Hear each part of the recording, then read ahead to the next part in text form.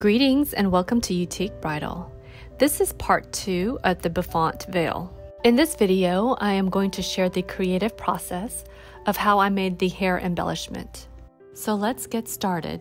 I had gone live on Instagram stories and shared how I found some of the ordinaries. To Hobby Lobby, anyone that ever needs to do bridal supply shopping for little accessories, they do have 50% off every other week, I believe.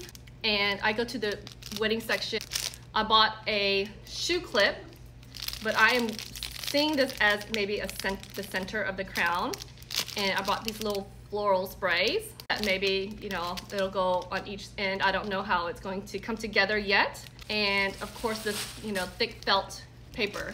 Also found these ruffled flowers that I had created 9 years ago. They're made of ruffled ribbons. So I made a couple of these, actually a lot of these 9 years ago, and there's a tutorial for it. And I'll link the tutorial down below. And here is the rest of the list of all the ordinaries I used in this tutorial. If you need more time, feel free to press pause and review the list. In part 1, I did use Butterick 4487 to create the veil. So here I am using piece number 6, which is the guide for the bias binding. And I'm going to use this piece also for the felt backing. If you are not using the pattern, feel free to cut it at 4.5 inches in length and 1.25 inch in width.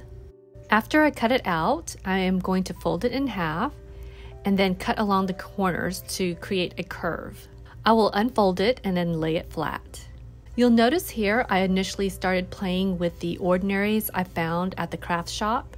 I laid the shoe clip in the center, and then I would rebend the pearl spray since it is pliable. I ended up laying the pearl sprays under the shoe clip. And when I was complete, it still felt bare and needed more, as my son, little Jay, would say, pizzazz.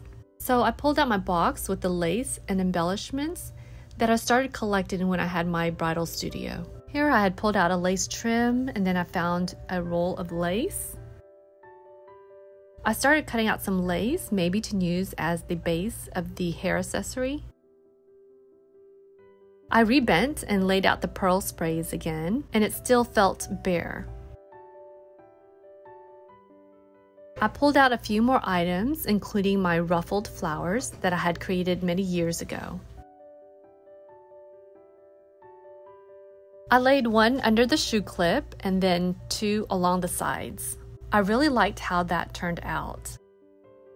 I took the ruffled florals and the pearl sprays off the back felt so that I can prepare to glue it. So here I'm going to start gluing on the ruffled flower in the center.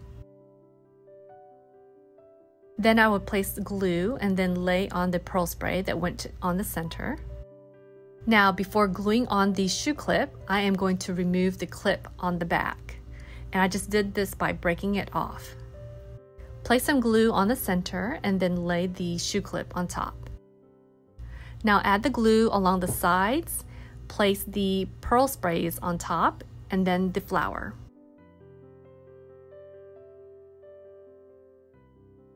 And I am complete. I am now ready to attach it to the veil, and so I initially started with gluing it on, and then I hand stitched it on. To view the full tutorial for the Bouffant Veil, feel free to watch part 1. Thank you for visiting. If you enjoyed this video, please feel free to click the like button, subscribe to my channel, and share it with anyone that may find it useful. Also, don't forget to ring that bell so you would get notification for new tutorials. Well, have a wonderful day, and I hope you got inspired to create something extraordinary out of the ordinary.